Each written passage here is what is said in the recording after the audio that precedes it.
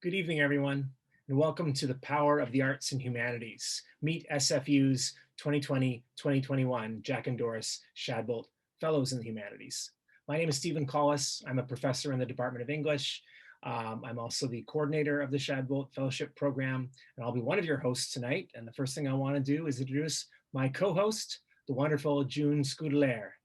June, go right ahead. Tansei Kiwau, June Scoodler Nia Tagasin, the Chapanak, Red River, Manitoba, Batoche, Saskatchewan, Egwa, Castle Franco, Veneto, Otoniya. Hello, my name is Dr. June Scoodler. My maternal Métis ancestors come from Red River, Manitoba, which is now Winnipeg, from Batoche, Saskatchewan. And my dad was from Castle Franco, Veneto, Italy. I'm an assistant professor in Indigenous studies, cross-appointed with gender, sexuality, and women's studies. And of course, I'd like to acknowledge that we're on the ancestral territory of the Musqueam, Squamish, and Tsleil-Waututh. And it's a deep honor to be here and to be here with everybody. So I'm looking forward to the evening and more exciting. Well, I don't know if things can get even more exciting, but I have great news courtesy of Ian Robinson. We have a fantastic door prize available. You didn't know there was a door prize, but there is a $250 gift certificate from Iron Dog Books, which is an Indigenous owned bookstore. Make sure to stick around until the end of the event when we'll randomly draw a name from the attendee list, though Steve and I think it should be Stephen and June, but that's not going to happen. So anyways. We almost went shopping. Yes. So thanks everybody for taking time and being with us this evening. That's great. Thanks, June.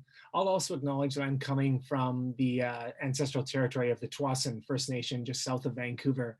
And taking a page from my colleague, Deanna Reeder, I'll note that even the servers that are hosting this internet event tonight are themselves taking up room on the unceded territory, the Musqueam, Tsleil-Waututh, and Squamish peoples. Just a few housekeeping things before we get going. There is closed captioning available for this event. You'll notice in the black bar at the bottom, the CC near the right, you can click on that or to turn it on or off. That's brought to us by AI Media, which is kind of wonderful. Thanks to them.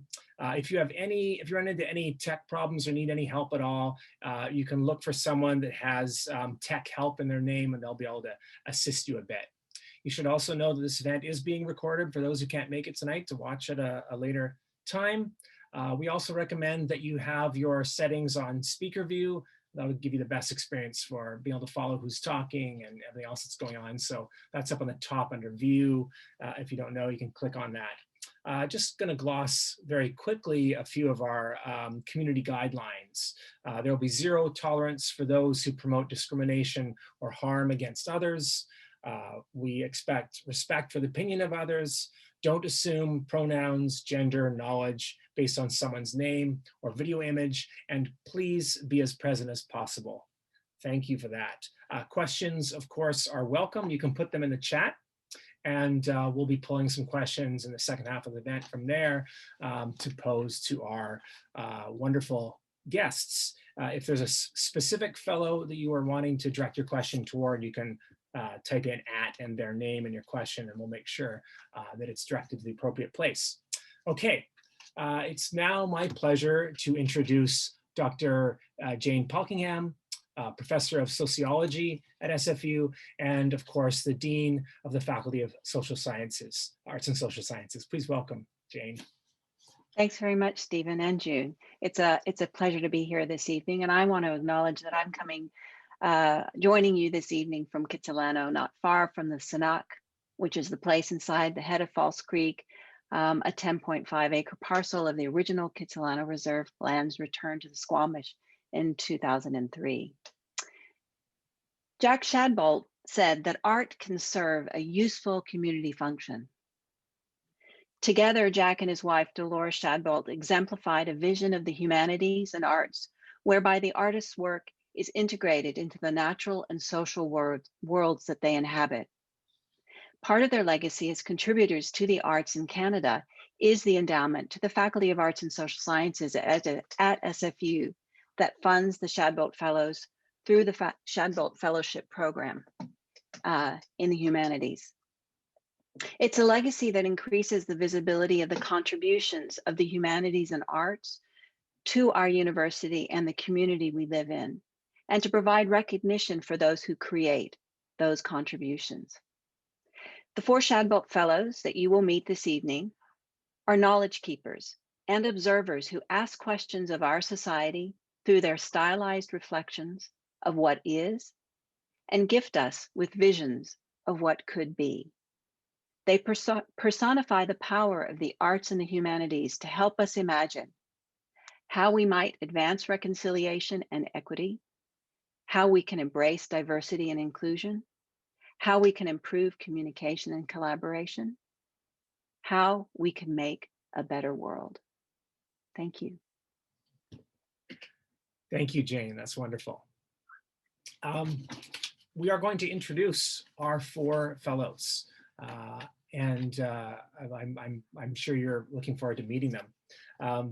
I'm going to begin by introducing Otoniya Okot Bitek, also known as Juliane. You might see her name on her screen there.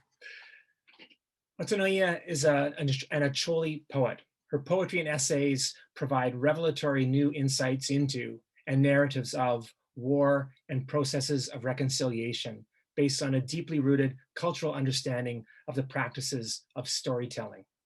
Her most recent book of poetry is Gauntlet, published by Vancouver's Novelist Press in 2019. Her 2016 book, 100 Days, is her response to the 1994 Rwandan genocide. In the summer of 2014, Okot Bitek wrote a poem every day for 100 days, reflecting on the meaning of memory and trauma, and posting them online in tandem with Kenyan-American artist Wangechi Mutu's images. 100 Days was nominated for numerous awards and won the 2017 Glenna Luce Prize for African Poetry and was the 2017 Indie Fab Book of the Year. Who doesn't want to be an Indie Fab Book of the Year? While at SFU, she proposes to amplify and provide spaces for conversations about belonging from the perspectives of marginalized people. Otoniya plans to work on a collection of stories entitled Unscripted, Writing from These Unceded Lands, which will build on her current work, Settled, Unsettled. You're seeing images from that right here, a collection of poems that grapple with marginality and belonging. As part of the residency, Otoniya has begun a collaboration with Chantal Gibson from SFU's School of Interactive Arts and Technology. Some of this work is already up at the Bellsburg Library as an exhibition, again, you're looking at that right now, titled Unsettled, featuring the poetry of Otoniya and photography by Chantal. Unsettled is a literary art exhibit of exceptional scale that at once speaks to both the life-halting pandemic and the seemingly endless violence visited upon racialized bodies. Draped over the windows of a library closed due to COVID-19, this collaboration centers Black womanhood, while reminding us that amidst global uncertainty, there are stories to be told and communities to be celebrated. I'm going to pass the mic to June. Thank you, Stephen. I'm honored to introduce Eden Robinson. So I think we're gonna maybe wait a second for the film to start. Yep, here we go. Eden Robinson is a Haisla and Heiltsuk novelist who is currently working on the final stages of the last book in her Trickster trilogy. I don't know if that's really true. I think it might be almost finished because it's coming out soon. The spine of all 3 novels, of these novels, is a figure of Wiegit, the trickster from Eden Robinson's Haisla and Heiltsuk traditions. She is also in the early stages of researching a lyric essay about salmon on the Pacific coast and a novel set after the big Cascadia earthquake that knocks half of Vancouver Island into the ocean. But I'm glad I'm living here, so I won't into the ocean, I guess. The terrain and circumstances surrounding Robinson's fiction, along with the road she walks with her community and its history, gives her much to offer during public lectures while at SFU. She plans to work within SFU and with community collaborators on panel discussions with other Indigenous authors and other events.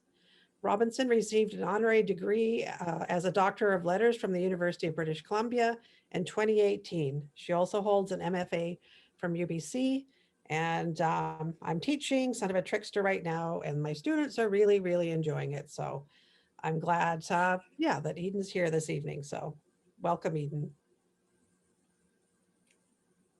Oh, and I'm up next. You get to hear me again.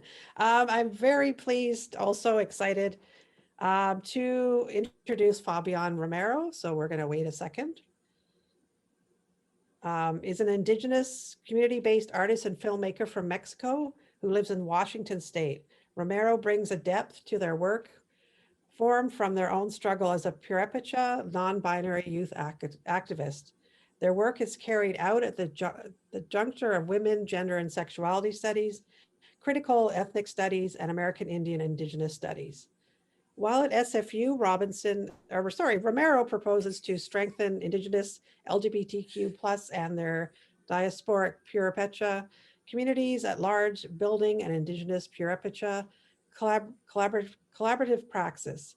They plan to work on ethnographic fiction stories and poetry around insurgent kinship structures and urban settings based on their observations and their interlocutors' contributions. Throughout the residency, they also plan to share the current collaborative projects with artists' collectives of which they are a part.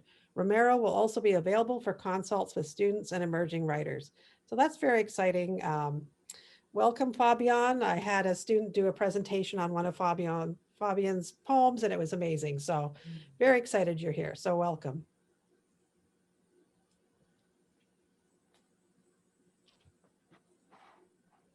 I think we might have had some technological issues there with the video, did we not? But moving right along, also I wanted to say, because I didn't say it, as June remembered to do so, which is to say welcome to Otoniya to tonight's event. But moving on to our final introduction, and that's to Prophecy Sun. Prophecy Sun is a Canadian emerging artist scholar who has an accomplished record of scholarship, research creation, experimentation, and teaching in the arts. She has co-authored several peer-reviewed book chapters on installation, sound art, film, and domestic spaces. Her practice celebrates both conscious and unconscious moments and the vulnerable spaces of the in-between in which art, performance, and life overlap. Her recent research has focused on ecofeminist perspectives, co-composing with objects and matter, extraction and surveillance technologies, and site-specific engagements along the Columbia Basin region and beyond. Her recent nostalgic geography video installations involve, quote, looking to the land and its living and non-living materials for direction. If you were to Google Prophecy Sun and nostalgic geography, you'll probably find the website, and there's beautiful, beautiful films there. Sun has received 5 BC Arts Council scholarships, the Shirk Joseph Armand Bombardier CGS Doctoral Scholarship. These have long names sometimes, amongst other awards. While at SFU, Sun proposes to establish common ground between art making, performance, artist presentations, and creative writing. She plans to work within SFU and with community collaborators on an artist talk, a sound workshop titled Compositions for the Fraser Lowlands, and an album, live performance, immersive exhibition, and publications. She sounds very lazy. Her artist residency will take place in the tidal flats and marshland of the Fraser River Basin, where she will shoot a series of video vignettes, soundscapes, and interventions in the landscape. Please welcome Prophecy. And we got the video display working. That's good. I'm sorry, Fabian, we had something very abstract and intense looking. We'll be all right. We're going to move right into asking some questions and having a real discussion together. And that's the real objective of tonight. So June and I have a few questions we've put together. There will be an opportunity in a little while, in half an hour or so down the road, for questions to come from the audience through the chat. So I'll just remind you to use the chat to post questions, and we'll be pulling those out later. But we're going to begin our discussion. So June, do you want to ask the first question? Okay, what is the meaning of life? No, I'm kidding. 42. So question 1, the real question. Right now, we are so starved for a future we can plan for and anticipate. What are you looking forward to right now? And how are you getting through the stasis of the pandemic? The dreaded pandemic question? I don't know. Inevitable pandemic question. Yes, it is pretty much. This is where also I am matching my nail polish to my scarf. Aww. That's it. is that a plan for the future? Could be. It could be, could be. No, I don't have any serious answers right now. It's just I wanted to say that I got the nail polish so I could match my scarf, and what the hell. So I Yeah. needed to show it. And you Well, did. y- You as did. And you I did. should. Hey? As you should. Yes. Currently, I'm fighting my hoarding. Uh, I have a tendency to overbuy, and it gets really cluttered. So I'm following a more Marie Kondo approach to the pandemic, and started giving away my beans. I have a lot of beans. I hit Costco before I came back to get them at. And my vehicle was just filled, like absolutely stuffed. And when I got back, there were some beans I discovered I actually didn't like. And I bought like kilograms of them. I would be looking forward to less beans at this point. I do like making myself split pea soup.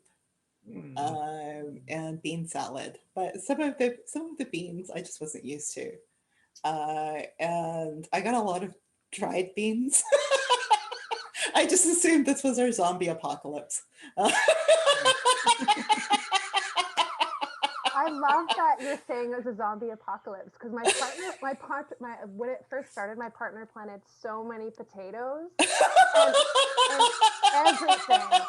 It was potatoes, every planter, everything, and I was just, yeah. One of my neighbors got chickens, oh, and I was like, yeah, those are. Well, they're definitely free range.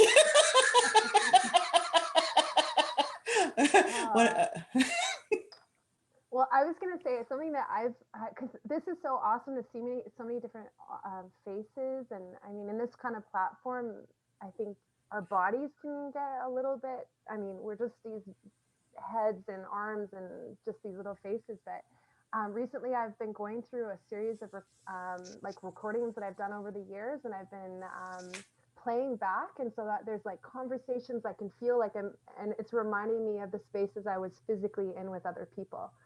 So I'm kind of reminding myself, because I feel in the last couple of days like there's this ominous energy of, okay, you know what, we've got a long way ahead of us right now. So I'm really trying to savor these moments where I've been able to connect with people in a physical space. And so and I'm also been listening to these recordings of my kids when they were just starting to talk. And so I'm just, anyways, that's what I've been thinking about, you know, planning for the future is actually going back to some of the past.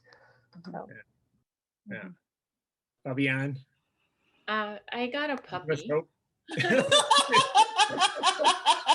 We want to see the puppy. Where's the puppy? Yeah, we want to see. She's asleep, and waking her up is a terrible mistake. Oh, But I can show you on my phone, which we will see a very grainy photo, because it doesn't always work very well. But let me find a photo. But I think I went through a really like everybody else. I just was like not able to produce anything, and rather than trying to get myself to be productive, I decided maybe this feeling I should just stay with and see what I need to observe, what I need to feel, that this is like my body preserving myself and preserving my energy for what's to come. And I'm glad, because I haven't been like creating per se in like this tangible way, but I know that it's there, and I know that it's coming, and So I don't really feel that stressed out. But that is my little baby. Amazing. She just got spayed, so she's wearing a little surgical bodysuit. So she's very, very cute. Oh my gosh, that's amazing. Look at us all being like anyone else, you know, hoarding, shopping for beans, growing too many vegetables and not probably really knowing how to do that. I made the zucchini mistake, going, oh, I'll put a bunch of zucchini. Suddenly I had so much zucchini, I didn't know what I was going to do with it. Working on our look, Otoniya, you look fabulous. And, you know, this is what we're doing. Same as anybody else. Well, I guess I'm sorry, go ahead. I was wanting to say that for me, I'm living very much in the moment. Think about the past is a little bit tricky, and think about the future is too much anxiety. So I think for me, it's a lot of moment to moment to moment. So I think that's why I feel the best. Yeah. Well, this leads perfectly into our next question. Staying in the moment. You know, I bet the most overused phrase of late, aside from "you're muted," is the unprecedented times. Which I'm so sick of that phrase. But anyway, here's the question though. So, how much do you feel the pressure to address the moment, to respond to what's going on right now, and as it changes day to day to day to day, or to what extent do you feel it's your task as a writer or artist to stand back and consider more timeless questions, or the sort of longer arc, longer development of narrative, your art form, your practice? Where does your attention go? Or do you feel that pressure to be, oh, something new's happening. Oh, everybody's paying attention to this. How do I respond to that in my own practice? Right now, I'm not dealing with like any of the insanity that's going on outside. I'm hyper focused on the process of,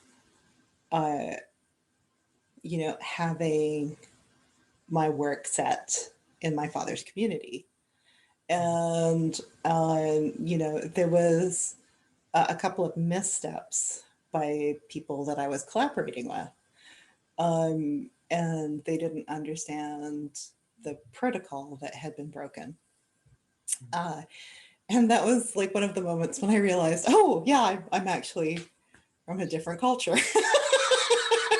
Because I grew up like all my family's potlatch. So it's just automatic that I assume everybody in the world knows what we do.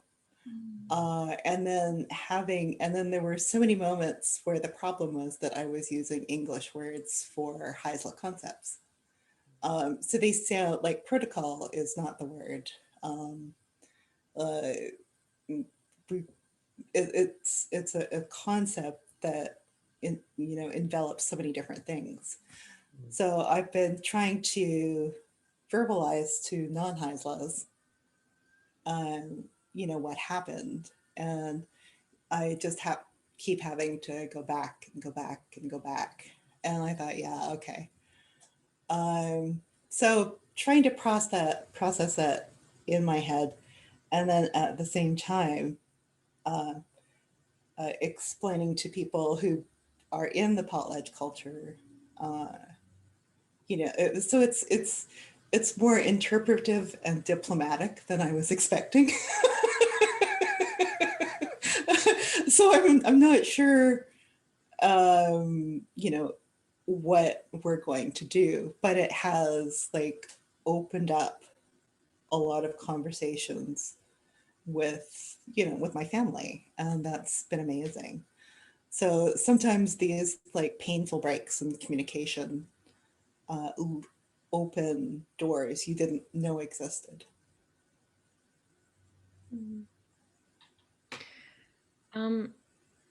Right before the pandemic hit, I was actually starting my dissertation. And so it totally changed everything. So I feel like I've had to address that. I've had to address it in my work and everything that I do, because otherwise I can't get through this. I will not be able to write. The project that I had in mind is no longer possible. And I think this is pretty much where a lot of people are at. They started something, it's not possible. Yeah. So much of what I do, you know, is with people. I collaborate. I spend time with people. We work together to write things together. We create experimental like plays and poetry and little videos, and it's not been possible. And I was really mad for a long time about it, actually, in the beginning, because I just wasn't able to do the things that I wanted to do. But now I'm like, okay,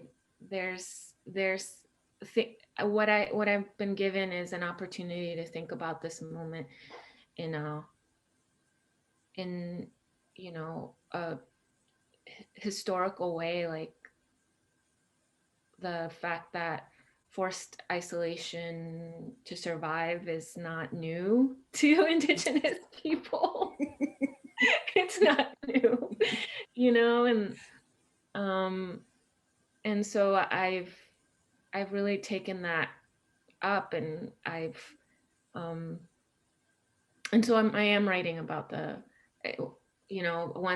once my fellowship is over, I'll return back to my dissertation, but I'll be writing again about this current moment and about the possibilities that it's opened up, including the work of activists and mutual aid, and how that's really helped push my ideas about what insurgent kinship is. These decolonial relationships that are not like Western ideas of friendship and family. They're more imbued with an Indigenous consciousness about really showing up for your fellows, in a way that you're saving each other's lives.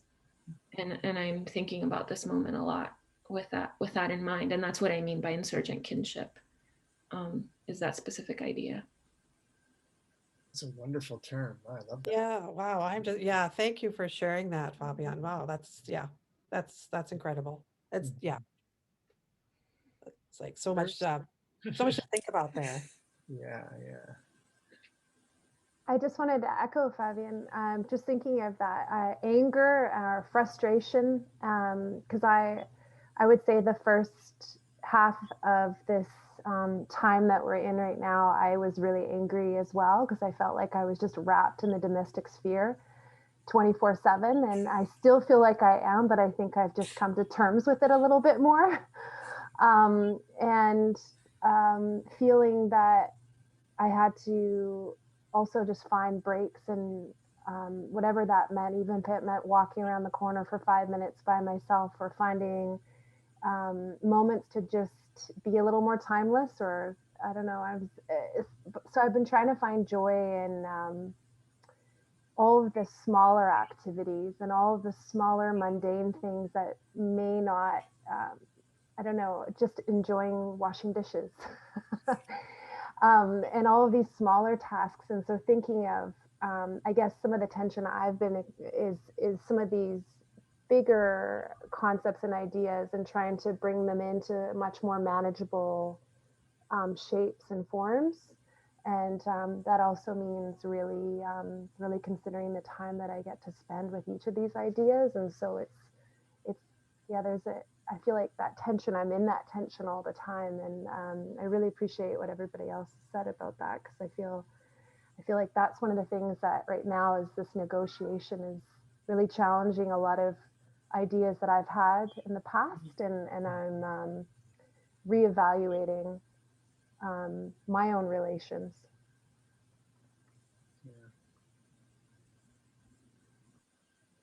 Otoniya, do you want to add anything to this? it's been a journey. There was the anxiety, there was the frustration, and but then since I decided that I was going to stay in the moment, it has also turned into um, real appreciation for actual time of not commuting, actual time because I have this residency of thinking and just thinking um, and writing. It's turned out to be a beautiful time until I look up and then I hear all the terrible news and yeah, or until I wake up. But also, it's important for me to remember that what we call unprecedented times is not unprecedented. So, unprecedented is always a claim to innocence, right? Because I know for sure in my hometown in Gulu in 2009, there was an Ebola outbreak at the same time that there was war, right? And and that was nasty and terrible. Also thinking then about other places where there have been pandemics. In the Congo, there was a pandemic of Ebola at the same time as COVID, right? And and so there are places that have stuff that's happening that's so much more intense than ours. And so it just reminds me to stay in the moment and get different color nail polish and yeah, I don't have anything big to say. Just to know that it's not unprecedented. That's all. Well, that is a big thing to say about it, I think. I've never been one to have mantras. I feel like I have mantras now. I feel like I walk outside in the morning and I tell myself something, and almost the same thing every day, and it's weird. I'm like, I don't know, I'm not a mantra kind of person, but apparently I need that now. I think it is about staying in the moment. Okay, yep, you're still alive. There's still trees and birds. Good. Feet are on the ground. Good. And was it Madonna you got stuck in your head? You were tweeting about. Oh, sorry.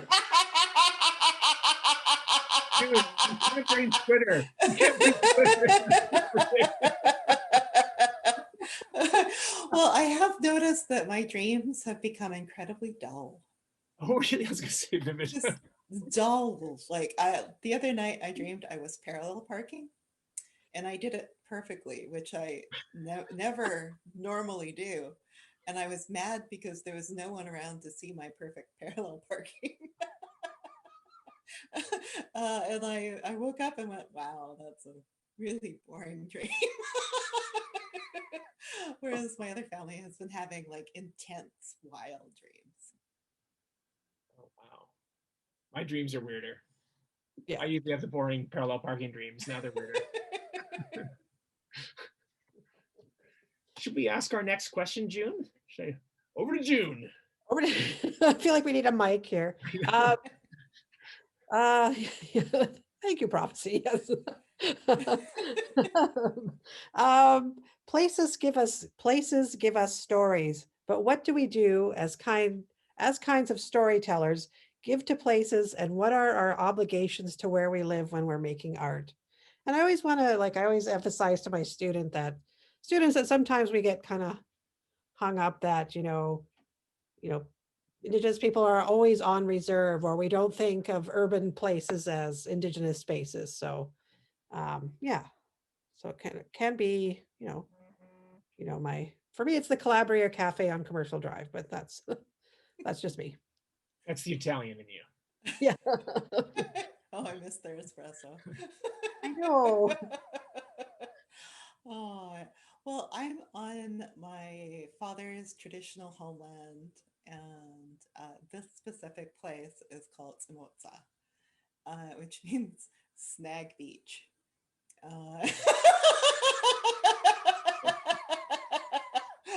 So that's what's been It's an alluvial flat where at the sort of head of the Douglas Channel, where all the trees that have come down the river sort of congregate on our beach.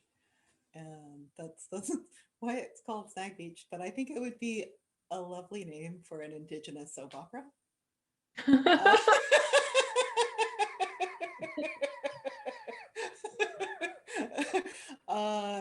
Yeah, it's an old winter village. We didn't stay on it all year because that's just not what we did.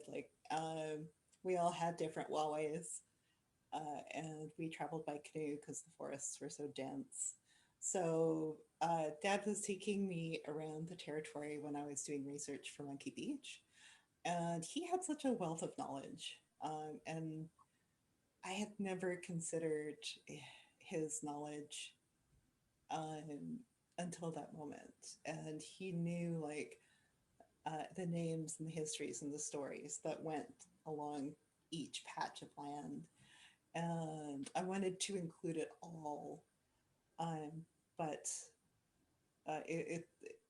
yeah, there was just so much. So when I'm working in my dad's community, we have like a traditional Haisla copyright. So some of our stories, songs, and dances are owned by like a family, a clan, or the community, and they belong to the potluck ceremonies. So I don't touch any of those because they're really expensive. To use them, you have to throw a potlatch, and they're about between $10,000 and $40,000. And because I have a good name, but I don't have a big enough name to throw a potlatch myself, I would have to get a chief to give me permission to attach my business to their potlatch. And it's so I tend to stay in the Haisla public domain. And all that knowledge I learned the hard way when I was writing Monkey Beach. Love that idea of the work being an education. That's wonderful. Oh, it was a really steep learning curve. Some of my aunties are very gentle, and they'll guide you without telling you that you're crossing a line. They'll just tell you stories until you realize it. Then there's the other aunties who ask you if you think your culture is performative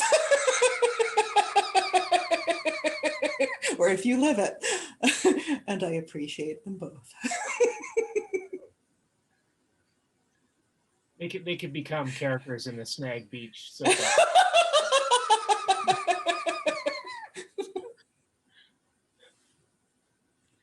any others? Thoughts? Yeah, I actually think about this question a lot, so I really appreciate this question. So I live very far from my ancestral lands, but there's a way that I really believe that a lot of Purepécha people here in Washington State, where I am, I'm on Snohomish land right now, Snohomish territory, and we have. When I came to this land, I felt a kind of kinship, and I started to think about it. I started to kind of ask questions, and I realized that my people, specifically Purepécha people, have had a long history here of working as agricultural workers, and I believe that kinship is what I feel. We've built relationships. When we have fire ceremony, we ask permission from the local tribes to use their land. And so that has always been, and this fire ceremony is probably in the last 10 years or so that we've formally had this ceremony. Otherwise we have informally just met, and we have many generations of Purepécha people that have come to this part of the U.S. Country to work, and we've ended up here. And so I feel I've always felt that the responsibility that I had for land has never left me. My land never left me, but the responsibility that I have has never left me. And so I've just learned to bring that here and to practice that here everywhere that I go. I really try to build a relationship with the land, and I taught Indigenous studies last quarter, so I've had students ask me like, how do you do that? How do you do that? And I think knowing whose land you live on is a start. I think that treating land not as an object, not as something that can only be called, you know, land if it's property, but thinking about it as like something that you know, a being that you give as much as you take from. What can you give to this land? And I really try to have that be a everyday relationship that I have, where I think about that regularly. Having my puppy has been really good for that, because we get to walk around, and puppy is like, ooh, what is this? And I, you know, and then from that curiosity, I'm like, yeah, I've never noticed that before. I've never noticed this place in this way. And you know, and I think having animal companions for that is really helpful. Here, you know, and I know and the last time that we met, Eden, you talked about feeding the crows and knowing foods to give the crows, and so, you know, I have a lot. I try to really create and treat myself as part of the ecosystem. So how can I ensure that I'm feeding the birds, that I'm, you know, not letting my cats eat them because, you know, they're staying indoors. And so I really try to put myself as part of the ecosystem, and I try to think about that, you know, how do I give? And so that becomes a question that I have all the time. And yeah, but Thanks. I love that. I love that so much, and I so appreciate what you said. I think I'm in this place right now where I really feel like I want to be observing more and just letting things unfold, and be more witnessing than action towards something. So I think you said some really beautiful things, and I don't want to take away from any of that. Just to add that I really appreciate the idea of the responsibility.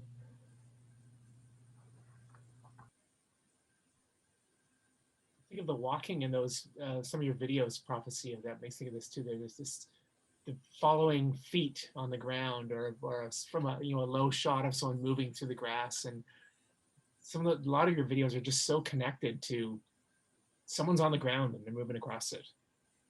Yeah, and I think especially, I think you're talking about the nostalgic geography work, maybe in particular. That one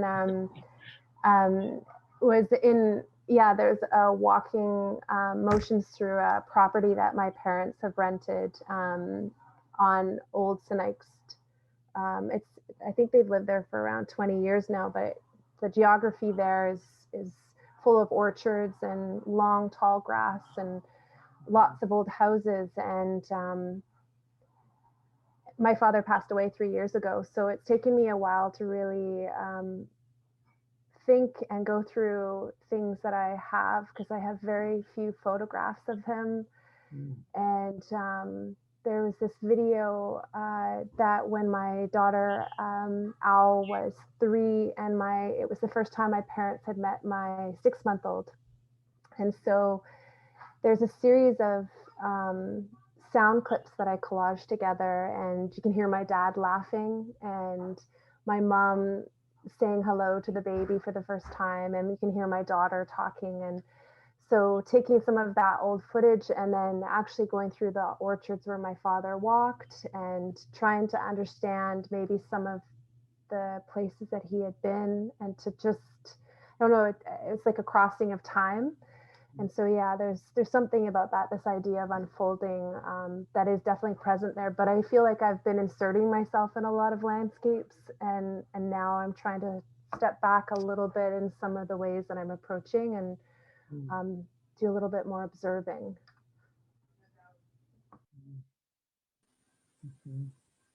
I'm a person who was born to exiled parents, so it's been only for very few years that I ever lived in the country of my parents' birth, which is in Uganda.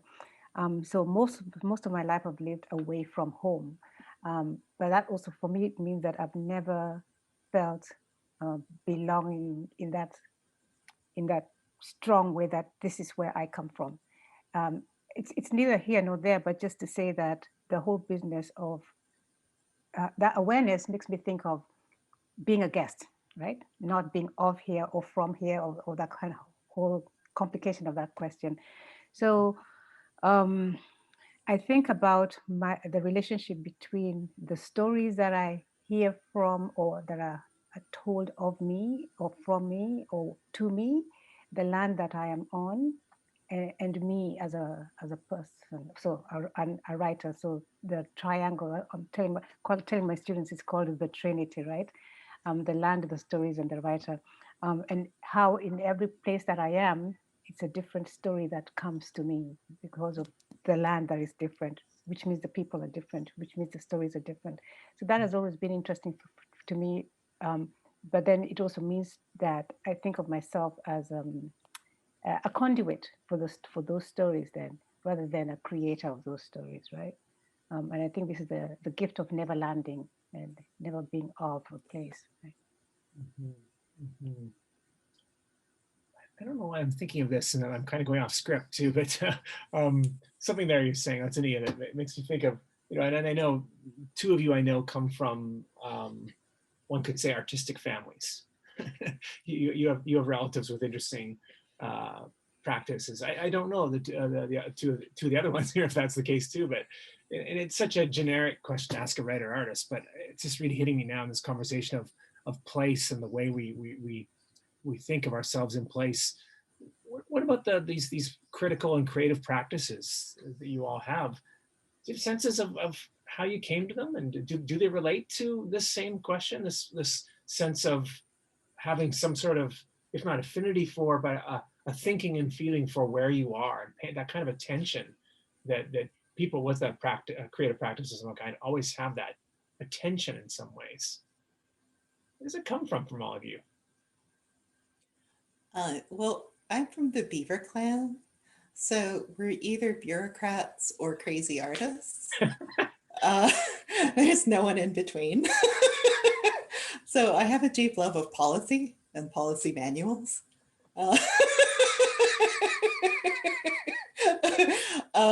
But I definitely fall into the crazy artist category, and I have a lot of role models for that. Lots of carvers, lots of weavers, lots of people working in different media. When I was growing up, my family, our traditional storytelling is oral, and there's a certain rhythm to it. There are definite patterns, and I'm not really adept in the oral medium. There's a lot of asides. My brain goes to different places. I'll add details. So when I got to creative writing in school, it was like a window opened up. This was something that I could do. One of the measures of Haisla intelligence is when someone tells you something once, you remember it. And I've never been able to do that. You have to tell me about 20 times. So with writing, I found that I could remember things better. So it was like a super strange discovery to make. So that the abilities that I have actually focused my art. When I was watching like Richard Wagamese, or Richard Van Camp, or like Lee Miracle, you can tell that they come from a strong storytelling tradition, and that's the way they hone their art. I do too, but it's not a gift that I have. Like it's something that I have to work really hard at to make sense. But what I love about writing is that you can edit. So my first drafts are always incredibly messy. Like they're wild beasts that go anywhere and everywhere. And in the process of restructuring from the first draft to the second, then I realize what I'm actually talking about. And then the second draft is more readable.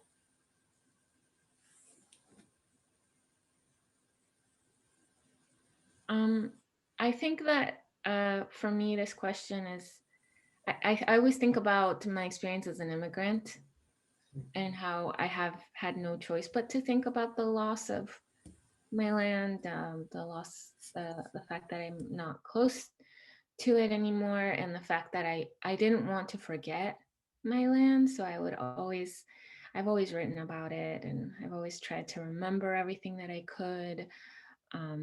I've tried to, I'll ask my mother to tell me the stories over again about our land, and so I've always tried to keep that alive. But in the process of that, I've had to then compare it to here, and Michoacan, Mexico is not like the Pacific Northwest, at least not this side of the mountains, right? It's been an adjustment, but it has, but that having this relationship to this land, to I've always been in Washington State since I was a young child. I've been able to always ask the question of like, why here? And so that question, why did we end up here? Why are there so many immigrants here? What is my relationship to other immigrants? Why, why am I different? All of these questions have always felt like a question about place, and displacement, and so I feel like that's always been something that I've taken up in my work ever since I was a little kid. When I first learned to write, I would ask those questions, and I would write about those questions. And so my first poetry is that I've ever written is about being an immigrant and what that felt like, and so and still that's what I write about. It's good to find, the story and follow it. Yeah. Well, I guess for me, there has never been a difference between the critical and the creative, because I grew up in a house where there were artists and writers, and they were always debating and talking about politics. So it was always integral. So it was, and so right from the get-go, I guess I didn't know that poetry could not be political. It was, right? So I'm grateful that there is a term for it now. And I'm also grateful that I don't have to decide which, because I can do both, right? Yeah, I echo some of that too. Like my parents were musicians. I'm one of their loved children. I'm one of 6 kids. And they were always jamming, making music. They were up late hours. We had dinner sometimes at 11 o'clock. That just seemed to be the regular time. There was always movies. I could draw on the walls. I could flip furniture over. I mean, I feel like I am a much more parent. I feel like much more structured. But now that I have 2 and my parents had 6 kids, I have no idea how they did that. But I felt a freedom and a joy. I felt like my parents exposed me and did not expose me to things. Like they would play things, and I would just be surrounded by a lot of sounds that I did or did not like a lot of the times, or other things. I just felt like I was in a very experimental space, and also a lot of freedom to roam and explore, for better or for worse. But I love these ideas of how we're related to different things, and how these stories impact who we are now today as well. That's great. I wonder where we should turn, June. Do you want to? There's a few questions starting to accumulate in the chat, so we'll go there shortly, I think. But and I think we're sort of covered the ground of our 4th sort of intro question. Did you want to go to anything from our backup list, as it were? The B list? Yeah, they'll feel like B list questions, and I could ask one too if you. Yeah. I don't know if people want to speak more about what they're planning to do while they're Shadbolt Fellows. I don't know if that's a boring question. No, that's a good informative question if people have thoughts about that. Yeah, I mean, if that's not too boring, but. It's the Or, anticipation. I mean, again. the other thing I'm always, sorry, Stephen, the other thing I'm always interested in and is, you know, I'm a person, I love sharing the books and movies, et cetera, that I'm reading and or watching. What are some of the books, series, TV things, or what is inspiring you right now? Or always seems so trite. What gives you joy? But you know, what's kind of inspiring you? Like it's just like, oh, what's that? Good. You're just like, Tell, what are they? Where are they from? what are they from? That was hilarious. Sorry, I'm like right next to my bed, and this is what's on my reader next to me. Matters of Care, and the other book is Weather as a Medium. And I don't know. I feel like both of these are aspects of like part of my practice. I'm just trying to understand more about some of the things that I'm unconsciously doing, and to maybe be able to frame or understand it a little bit more. So, and I think, you know, especially Matters of Care, I'm thinking about care right now in a lot of different ways, and I think it's something that I will be thinking a lot about in the next little bit. Sorry, I was just having a chat with my partner about how all the books I read seem to be so serious. And so there's no escape. So for right now, I'm reading Just Us, Claudia Rankine. And it's very good, but holy cow, it's so serious. So to balance that off, I just finished watching all of Scandal, like from the first show. That was really good.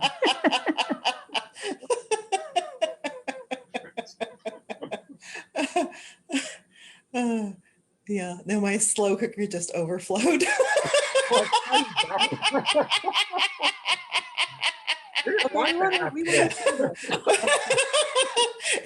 It's a lovely aroma.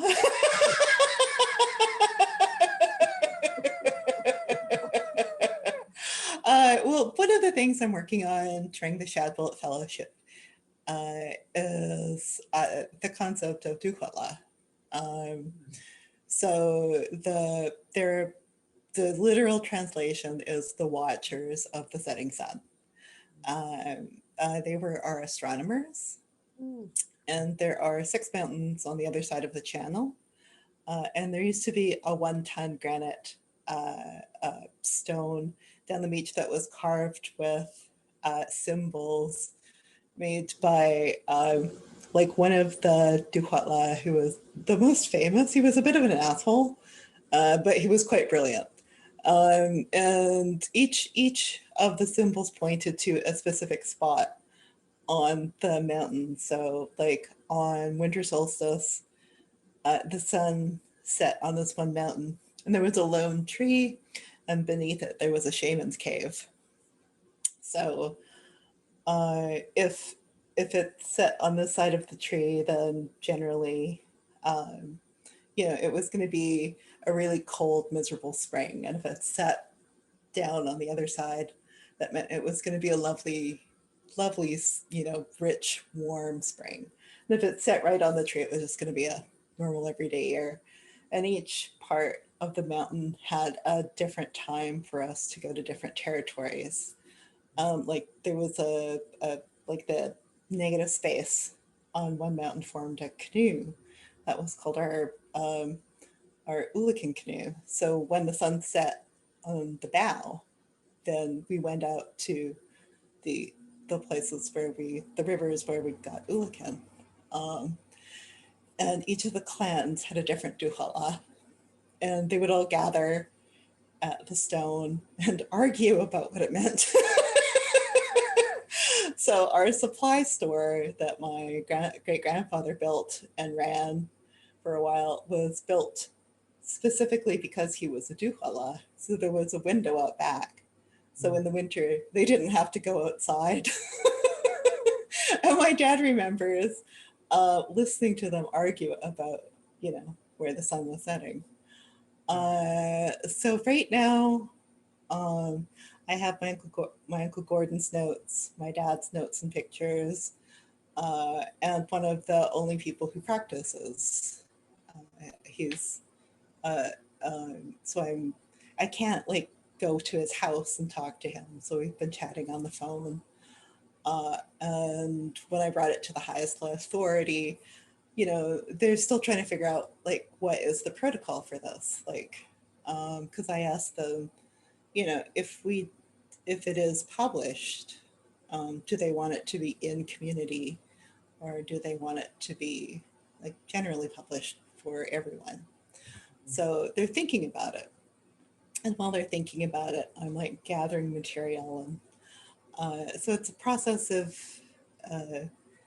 you know, I'm as a novelist, I don't usually collaborate. But, you know, everyone, you know, on the board, everyone has a, you know, Nation Council, you know, the people that I'm talking to, they're all relatives. So there's a lot of history. So, you know, we're all discovering new things because, you know, and the other thing I'd like to work on is how the clam clans saved the world. So it will be my first children's book, and I think that one's just in community. When I first presented it to the Language Authority, I had like puppets with like little clams and googly eyes, and I was singing, and they were like, okay. I think she's nuts. But that one would just be for the school. So I'm trying to make it fun. So there's a lot of like really snarky clams.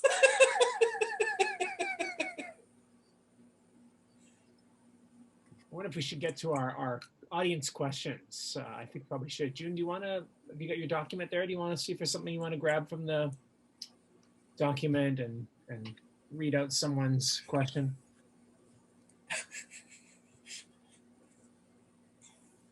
I'm trying to look for my There reading are a lot of glasses. questions. Holy crap. Okay. Oh, no, it's not too bad.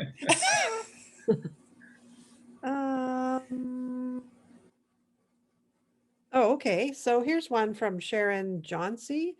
As you create, to what degree do you consider the recipients / collaborators of the work and how it will be received?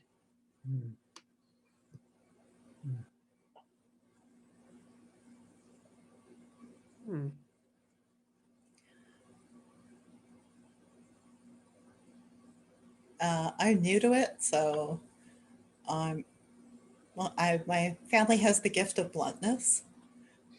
So I, you know, they'll just tell me what they think.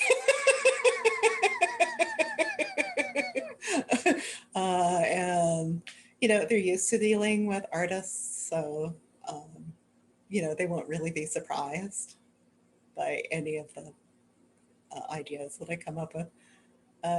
Usually, you know,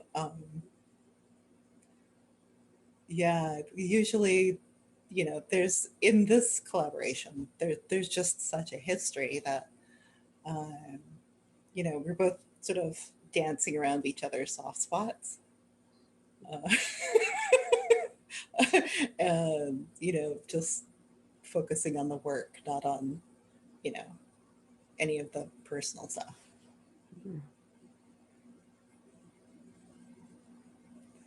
I feel like we've got quite a few questions about land, and this one's kind of an interesting one from Yonina. Hi, Yonina.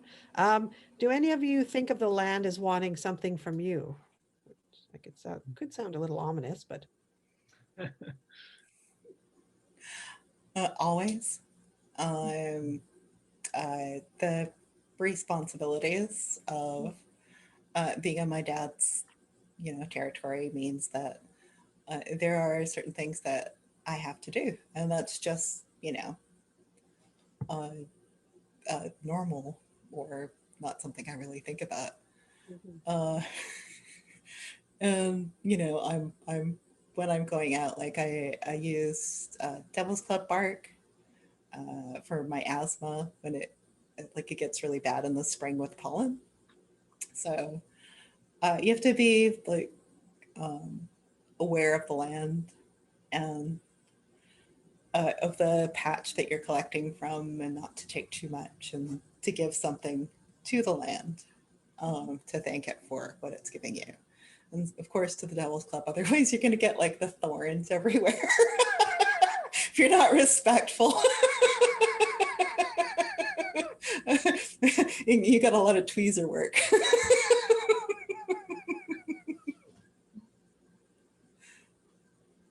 I always think about this question as an urban Indian. I really consider myself to be living, you know, I live in I own a very small condo, and so I think about one of the great things about being in this part of very close to Seattle is that I get to see really amazing Indigenous people doing amazing things. There's the Urban Indian Health Center here in Seattle, and they work specifically to try to support all houseless people, because they believe that homelessness is due to colonialism, that before 1942, I'm sorry, 1492, nobody was homeless. And that really stays with me. And so I, as often as I can, I feel like my responsibility is to give to people that are not that don't have homes. And so that's kind of like part of my offering, and that's part of my responsibility. I do definitely still have practices that are very specific to Purepécha people, but a lot of that is contained within my home. I try to feed my altar. I try to, so there are things that the land wants, and I believe that I'm always listening to that, and that's part of just my relationship to seeing land as a relative, not an object. And the fact that I really believe that settler colonialism disrupted our relationships to each other and to land. And so, I just try to be aware of that in my everyday practice. And there was also another. What was the first question that was asked? I know that I was in the kind of in the process of answering that one, and then we jumped. Oh, we jumped. Was it the question about what you're anticipating doing in the while you're a fellow, or / what have you been reading lately? Oh, yeah.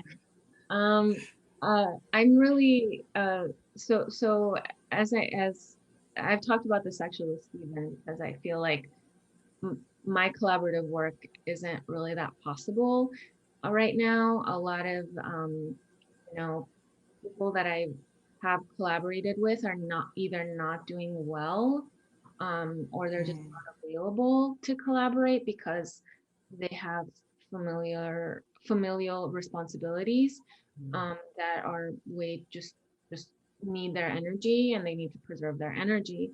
And so I respect that. And so but I have reached out still to folks, and I've gotten some responses. So one thing that I really look forward to is just touching base with people that I haven't touched base with in a while, and just to see what comes of it. There is I'm part of two all Indigenous art collectives. So one of them is Hijas de su Madre, which is an all Latinx Indigenous crew. We are comprised of Alejandra Abreu. Alejandra, or Ale, is Salvi Lenca, and Cuban, Taino, and Norma Alicia Pino is Camcuac from central Mexico, and Purepécha, like myself. And so we have collaborated since 2007, and so I actually reached out to them, and we're an intergenerational crew. So this is like one of my elders that I create with, and I've created experimental plays with, and it's such an honor that I still get to do that and learn these stories from one of my elders, Norma Alicia Pino, and so that is one of the people that I'm going to be creating an event with, Norma Alicia Pino. And so I'm really excited about that. That's actually such a big moment of joy when I got that email back. And then from there, I'll see if any folks from the You Don't Have to Go Home But You Can't Stay Here collective, which is a Seattle-based collective of all Indigenous Great name. in Turtle Island. From Turtle Island. So, and we have there's really amazing people, and I can't name everybody that's in this collective because there's so many of us, but I do want to say, you know, in the collective, there's Mackenzie Platt, there's Howie Echohawk, Pawnee Athabaskan, there's a drag queen, Haley Tabiathi Quillu, drag queen, and many more. So hopefully I will be able to bring some folks on and just either have a conversation. And then I also reached out to Merritt Johnson. Merritt Johnson is working with the gallery at SFU, and so we're going to be having a conversation about our work. And Merritt Johnson is this really amazing Indigenous art, a contemporary artist, and does like performance art, and I'm really excited to see what comes of that. So there's a few things, so you should definitely like look out for those. They're mainly going to be conversations or even small little performances that I hope to be putting together. Yeah. Otoniya, I'm not losing track of what question we're on. If you want to talk about what you've got coming out, but maybe I'll phrase it this way because it sort of is both that question and the question about, well, the question I've lost track of that we were also on the topic of. But I'm thinking about settled, unsettled. It's a relation to place again, isn't it? But still, that artwork. If you want to say any more about plan, you know, you're a collaborator too of collaborative plans you've got coming up. Fascinating that so many of you do cross boundaries between writing and visual art, either through collaboration or performance too, through collaborations or not. But did you want to tell us anything about Settled Unsettled and what's coming up next? Sure. First, I'll speak to that awesome installation at SFU downtown, the Bellsburg Library. It features a work by Chantal Gibson, photographic work by Chantal Gibson, and some poetry that, and it works well together. And it's 270 square, not meters, feet, square something, right? It's huge. It's huge. Somebody was telling me that some people live in spaces that big, right? And it's not that often that you can see work by Black women in Vancouver downtown featured so prominently, right? So, and you can't ignore it. It's right there. So, but to speak to collaboration, me and Chantal worked, you know, and I think this is important in any collaboration. In other collaborations I've done too, we just communicate every time we think about something, we speak to each other. We're going to both be speaking at Word Vancouver, February 10th. I should have the date right, but yeah, I can. Yeah, February 10th, we'll be speaking together on a panel with Ebony Madness, who's also the librarian at SFU downtown, Bellsburg Library. And speaking about, you know, what it means to have artwork by Black women in Vancouver downtown. Right, right now, I'm also writing a poetic response to another work called Where Are Our Supports? So it's a bunch of artists downtown, and they've been doing their performance art over time. So now I'll be speaking to it. So again, it's responding to people's work. So you kind of have to do it gently and responsibly and that kind of thing. I don't remember the other part of the question. Unsettled. Speak unsettled and settled. In that unsettled piece, and I know you asked about this another time, Stephen, the use of the word we in the poem is in bold. And I did that on purpose because I wanted to complicate that we so that whoever is looking at it can feel welcome into it, so that this is ours, right? Because very often we are not part of the we, but it's also a very specific we. Those who get it will get it. So it's a double-edged we. It's either welcome to the story or know that this is a story by a specific we, right? So in that sense, I want to be able to welcome stories or open up spaces for stories of people who we don't often hear about, using that pronoun that welcomes people, right? Yeah. And That's Ebony, by the way, is in the chat saying that it's 240 square feet. Oh, yeah. Yeah. I wish to say too, shout out to Chantal, who's also a wonderful poet. Oh, yes, yes, absolutely. Her book was nominated for the Griffin last year, right? Oh, Yeah. nice. Yeah. Yeah. I shouldn't be boasting about Chantal, but I keep good company. I really do. Why not? I'm boasting about Chantal. Well, we're proud of her as an SFU person too. Oh. And then, I don't know, Stephen, I see there's a question from Sophie McCall. Do you mind if I go ahead with that one? Please do. Okay, Sophie asked, I keep thinking about the phrase Otoniya asked, the gift of never landing. What does that phrase mean to you, for anybody? And does that phrase resonate with what does that phrase mean to you? Especially Otoniya and anybody else. So the gift of never landing seems very like thinking caps on here. Sometimes something just comes through you and you think, Jesus Christ, I didn't mean for it to be anything big or deep or anything, right? Okay, let me try and respond to that. The gift of never landing in the sense of, you know that Janus figure, the one that looks backward and forward at the same time. Being a diasporan African for me means that I could take the position of never being Black enough to be here and never being African enough to be there, right? But I am both African and Black, for example, and I have perspectives on both. So never landing, never being completely Black or completely African for me is an advantage. I think I choose to look at it that way. Yeah, it's not a lack. Yeah. Although I'm definitely Black and definitely African, especially in this group. But are you a Jedi? No, just a Gemini. Capricorn. I'm so cuspy.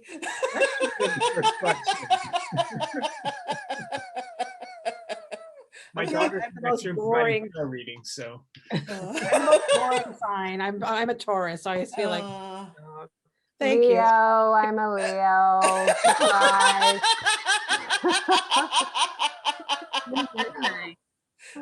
I'm a Gemini too. Scorpio. Oh, nice. Yeah. Yeah, no, I was born on the same day as Edgar Allan Poe and Dolly Parton. Like Janice Dolly better. For Stockton Rising. Oh, she's always been amazing. Well, my mother isn't from, she's Heiltsuk. And she's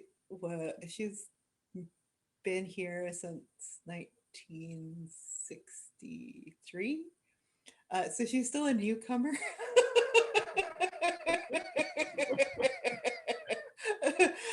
And the Haisla, we actually moved up from the sort of rivers inlet area. We're southern transplant in the north.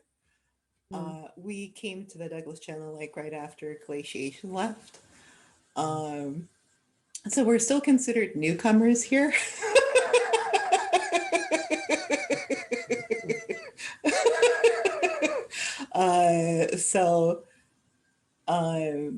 I've just been learning about my Comox family. I took a residency in Campbell River to just get to know them, and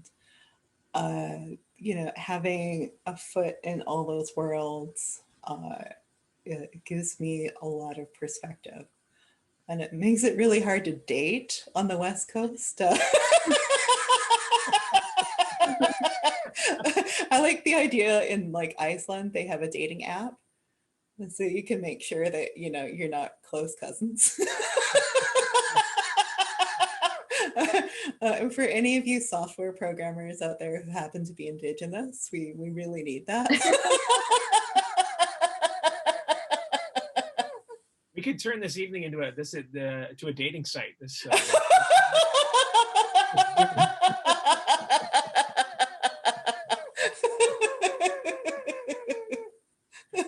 Oh my goodness. We have a couple of minutes if anyone else want to chime in on the gift of never landing, and I'm charmed by that phrase, that's for sure. But I am too, but I feel like I don't want to take anything away from Otoniya, like what she said, because where I go with it is in like this fantastic realm, because I always think about this space of nothing is ever reality, or it's more unconscious, or this space that's very floaty. So never landing to me is actually a really, can be again, it's that place of tension of, it's a really beautiful yet very difficult space to be in. So that's where I go with it. But I love what you said, and so I that is my own interpretation, because I never landing, I just always think that I'm kind of 1 foot off the ground and 1 foot on the ground at all times. Circling the airport. Yeah, untouched.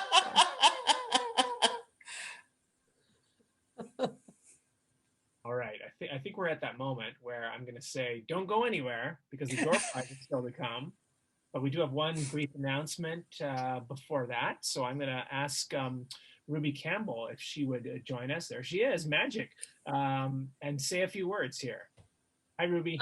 Hi, Stephen. Hi, everybody. Thank you for this, and what a joy. Thank you. It's just to be here. I didn't realize I was going to be laughing this much, so thank you for this. So I'm here just to tell you a little bit about some programs that we have in our Faculty of Arts and Social Sciences. But I first want to importantly acknowledge that I'm here from New Westminster, which is also the Kakite First Nations unceded territory, and I share that because the programs that I'm going to talk about very briefly are really important to our university and Indigenous decolonization and in all those important conversations that we've been having today, and not just in COVID, but before COVID for many of us. I'm hoping in the work that I do, which is fundraising, that we can amplify that. So that's why I asked for today this opportunity, just to share a little bit about two programs. We have many, but I don't want to keep you all night. And one of them, and I know there's a slide somewhere, so you don't have to go frantically writing this down. And I think there's going to be an email out as well. So I'll highlight one first, which is the Indigenous University Preparation Program. And this program just started in 2018, and it was in response to the calls to action at the SFU Aboriginal Reconciliation Council, as well as the Truth and Reconciliation Commission of Canadian Reports. And it's so this program, it welcomes First Nations, Métis, and Inuit students who normally have graduated from high school or mature students to a university learning environment. And so basically what we do is we reaffirm Indigenous ways of knowing, Indigenous ways of learning, but it also gives perspectives and an opportunity to have successful transition to undergrad studies. So we have a cohort of about 20 students. So it's small, but it's also intense, and it's very, very supportive. And this year we had an overwhelming number of people that wanted to participate, and not just from Metro Vancouver, but from BC and other Western provinces. So we need money for this program for extraordinary expenses. When COVID happened, we needed to get some laptops. A lot of people didn't have laptops. Sometimes there's, extraordinary living expenses that this program pays for. And then once the students graduate from this program successfully, they actually are able to go into the SFU accredited program. So it's quite an important program. So I encourage you, not even just to, like, obviously my job is to get you to donate to it, but I encourage you to go and check out the website, because I think it's such a unique program that we're really proud of. And then the other one is the Dr. Ruby Peter Graduate Award in Indigenous Language Proficiency. So we have quite a renowned Indigenous language program up at SFU. And so this award, again, our university, the SFU's Aboriginal Strategic Initiative Fund has committed money to this award for 2 years. But we are looking for people to donate to keep it moving forward afterwards. So basically what it is to recognize Indigenous masters and PhD students who are studying Indigenous languages in the SFU's Indigenous language program. And for those of you that don't know, we actually have an app as well that you can download if you want to learn some of this yourself. So I really, for this one, it's a bit more complex. So I encourage you to email me or Google and search on our website the Indigenous language programs up at SFU to learn more about it. So thank you for this opportunity to share a little bit about what we're doing here. Thanks, Ruby. And now is the moment that maybe some of you have been waiting for, which is the moment where I turn things over to Seth up in the booth to announce the winner of our door prize, this wonderful gift certificate, Iron Dog Books, Indigenous owned, provided by the glamorous and very dateable Eden Robinson. Well, we already established that the winners are June and Stephen, so I don't know what's happening here. Throw me in the mix. Thanks, Stephen. I have a random name picker here, and it looks like the winner is Isabella Wang.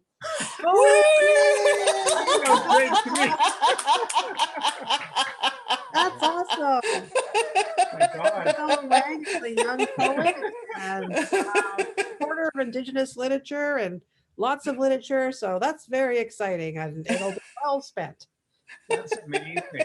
Well, that is a deserving winner. I'm going to say that, and that's fabulous. Yeah. Thank you, Seth.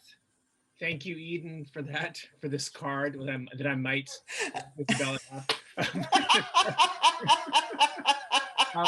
thank you, everyone. Thank you and welcome to the fellows. Thanks, June. Thanks, Jane. Thanks, everyone who brought this up, and especially thanks everyone for coming tonight. We saw you up there. We didn't get to hear from you, but looking down there at the numbers and knowing there's a crowd of you out there and hearing you chime in and say very nice and things in the chat, it's been a real pleasure. Thank you, everyone. Enjoy your evenings. Stay tuned for information about more upcoming Shadbolt events. They will be coming. And we're glad to have the fellows here and glad to have everyone here tonight. Thanks so much. Yes, thanks, Marseille, everybody, and have a good night. Oh, it's the story of my life. I forgot my reading glasses. It's hard to see. You can get that dinner. Is it a disaster? Is it all over your house now? Did it boil over? It's like, oh, I don't know where I put them. Okay, Thank you, guys. We're still being recorded, so there we go. Oh.